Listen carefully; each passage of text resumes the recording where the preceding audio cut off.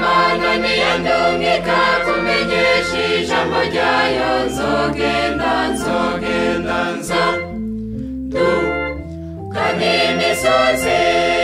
nongere ndayimanuke nshike no mu biyaya nzogenda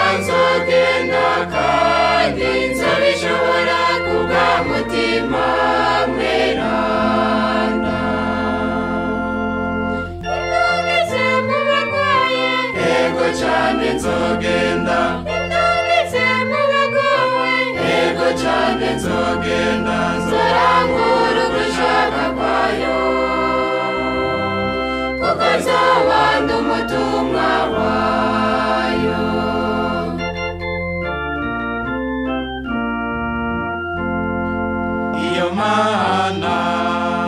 iyo Mana niyandungika kumenyesha ijambo ryayo nzogenda nduka n'imisozi nongere ndayimanuke nshike no mu biyaya nzogenda kandi nzabishobora kubw'umutima mweranda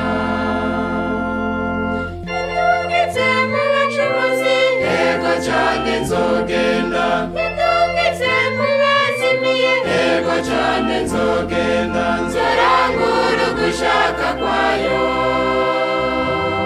kuko nzoba ndi umutumwa wayo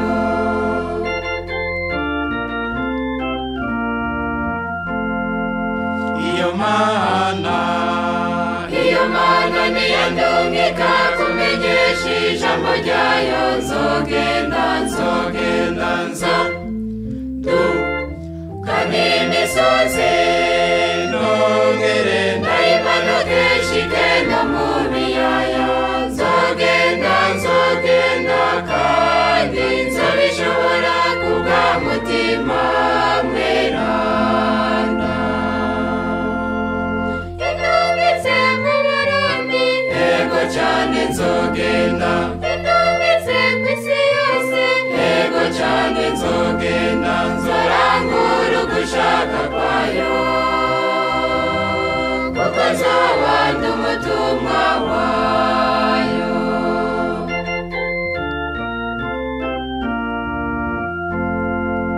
iyo Mana niyandungika kumenyesha ijambo ryayo nzogenda nduka n'imisozi nongere ndayimanuke nshike no mu biyaya nzogenda kandi nzabishobora kubw'umutima mweranda